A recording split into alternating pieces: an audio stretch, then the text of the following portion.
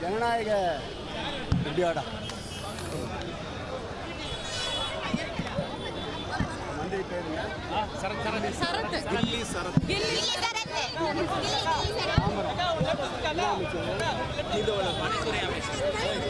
தமிழ்நாட்டினுடைய மனிதவள மேம்பாட்டுத்துறை அமைச்சர் டில்லி சரத் என்று பெயரை புனைந்தாங்கியுள்ள அமைச்சர் அவர்கள்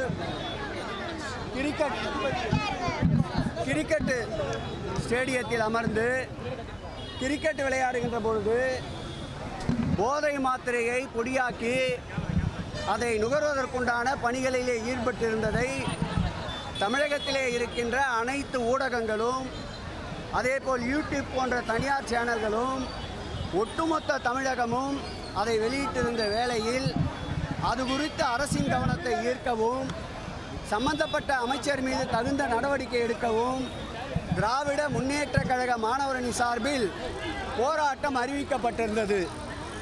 அந்த போராட்டம் என்பது இன்றைக்கு சென்னை மாவட்டத்தில் ஒரே இடத்தில் நம்முடைய ராஜரத்னம் ஸ்டேடியம் அருகில் போராடுவதற்கு ஆர்ப்பாட்டம் நடத்துவதற்கு ஏற்பாடு செய்திருந்தோம்.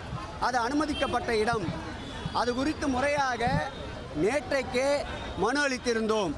முதலில் நாங்கள் மாவட்ட ஆட்சியாளர் அலுவலகம் அருகில் கேட்டிருந்தோம்.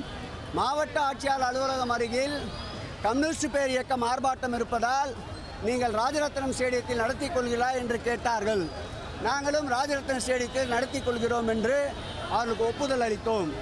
காலையிலே அது சம்பந்தமான மேடை அமைக்கின்ற பணி ஆரம்பிக்கின்ற பொழுது 25க்கும் மேற்பட்ட காவல்துறையினர், குறிப்பாக எழும்பூர் காவல்துறை ஆணையாளர் ராஜேந்திரன் அவர்களும் அந்த பகுதியினுடைய காவல்துறை உதவி ஆணையாளர் ஜெகதீஷ் அவர்களும் ஒரு முன்னாள் சட்டப்பேரவை உறுப்பினர் வழக்கறிஞர் என்று கூட பாராமல் கழுத்திலே கையை வைத்து வாகனத்திலே ஏற்றுகின்றார்.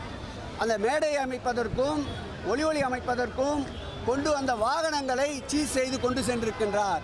அதேபோல் மேடை அமைக்கின்ற தொழிலாளர்களையும் கைது செய்திருக்கின்றார். இது என்ன தீவிரவாத இயக்கத்திற்கு ஆதரவாகவா திராவிட முன்னேற்ற கழகம் போராட்ட களத்திலே இருக்கின்றது? நியாயமான கோரிக்கைகளை வற்புறுத்த கேதா காலினராக இருக்கின்ற இந்த அரசாங்கத்துடைய செவிகளுக்கு சென்று சேர்வதற்கு கவனத்தை ஈர்ப்பதற்காக ஆர்ப்பாட்டம். இது ஒரு ட்ரைலர் தான். மாண்புமிகு தமிழக முதல்வர் அவருடைய கட்டளை ஏற்று ஒரு இடத்தில் நடத்த இருந்த ஆர்ப்பாட்டத்தை இன்றைக்கு சென்னையிலே 3 இடங்களில் மாற்றி கைது நடவடிக்கைகளில் ஈடுபட்டிருப்பது எங்களுடைய இயக்கத்திற்கும் மேலும் உத்வேகத்தை அளிக்கும். அடிக்க அடிக்க எழும்புகின்ற பந்தாக, அரைக்க அரைக்க மணக்கின்ற சந்தனமாக, தீட்ட தீட்ட ஜொலிக்கின்ற வைரமாக திராவிட மாடல் ஆட்சியுடைய நாயகன் நெருக்கடியே சிரித்த முகத்தோடு 24 வயதிலே சந்தித்தவர். அவருடைய படை சிறை கஞ்சாது. கொடுஞ்சிறைச்சாலை என்றாலும் சரி, அல்லது காவல்துறையின் தடியடி பிரயோகமாக இருந்தாலும் சரி, சிரித்த முகத்தோடு சிறை செல்ல தயார் தயார் தயார்.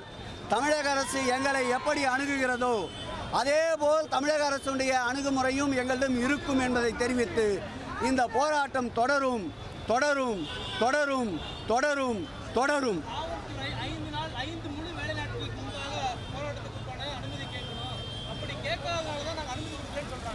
எல்லா காலகட்டத்திலேயும் நான் ஒரு 45 ஆண்டு காலம் அரசியல் இயக்கத்திலே பயணித்தவன். தொடர்ந்து இது போன்ற போராட்டங்கள் ஆளுங்கட்சி எதிர்கட்சி இரண்டிலும் இருந்தவன். காவல்துறை நினைக்கின்ற பொழுது ஒரு நாள் அன்றே கூட அனுமதி கேட்டால் கொடுத்து நடைபெற்ற போராட்டங்கள் ஏராளமான போராட்டங்கள் உண்டு. ஆகவே மறுக்கிறோம் என்றால் முறையாக எங்களுக்கு தகவல் தெரிவித்திருந்தால் நாங்கள் நீதிமன்றத்தை நாடி இருப்போம். அல்லது நீங்கள் சொல்லுகின்ற சட்டத்துக்கு உட்பட்டு கூட நாங்கள் வந்திருப்போம். எங்கள் அனுமதி மீது எந்த விதமான தகவலும் எங்களுக்கு தெரிவிக்காமல் காலையிலே மேடை அமைப்பவர்களை நீங்கள் கைது செய்கின்ற நடவடிக்கையில் ஈடுபட்டதால் தான் தற்போது நாங்கள் ஆர்ப்பாட்டம் மறியல் பண்ண வேண்டிய ஒரு சூழ்நிலைக்கு தள்ளப்பட்டிருக்கின்றார்கள். போராட்ட களத்திற்கு திமுகவா செல்லவில்லை, இந்த அரசு தான் போராட்ட களத்திற்கு எங்களை தள்ளி இருக்கின்றது.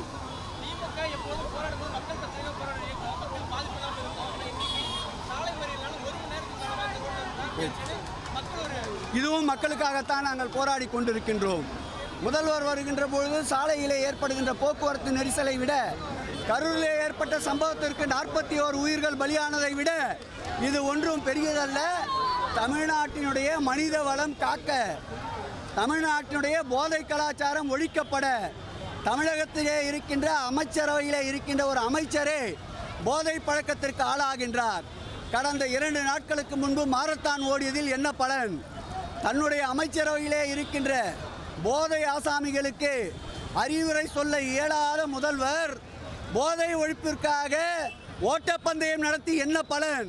அதற்காகத்தான் மக்களுடைய விழிப்புணர்வுக்கு இந்த கண்டன ஆர்ப்பாட்டம். இதுவும் மக்களுக்கு தொந்தரவு செய்வதற்காக அல்ல. நாங்கள் கேட்ட இடத்தில் முறையாக அனுமதித்திருந்தால், அங்கேயே கூட இது போல அனுமதித்திருந்தால் ஒரு கோஷம் போட்டு கலைந்து சென்றிருப்போம். தடுக்கின்ற பொழுதுதான் இது காட்டாற்று வெள்ளம் திராவிட முன்னேற்ற கழகம் பல தடைகளை கடந்து வருகின்ற இயக்கம். இது நீரோடை தொடர்ந்து ஓடிக்கொண்டே இருக்கும். அச்சுறுத்தலால், மிரட்டல்களால் அணிபடையை வைக்க முடியாது என்பதற்கு இது ஒரு ட்ரெய்லராக இன்றைக்கு காட்டியிருக்கின்றோம். நிச்சயமாக அவரை பதவி நீக்கம் செய்ய வேண்டும். அது ஒரு பாடமாக இருக்க வேண்டும். அவரை மருத்துவ பரிசோதனைக்கு உட்படுத்த வேண்டும். அவர் கொக்கையின் உபயோகப்படுத்தியிருக்கிறார் என்று ஆய்வறிக்கை கேட்க வேண்டும். இந்த பாடம் தமிழகத்திலே இருக்கின்ற அரசியல்வாதிகளுக்கும் மக்களுக்கும் ஒரு பாடமாக அமையும் என்பதால் தான் இதை வற்புறுத்துகிறோம். போகலாம் லேடிஸ்.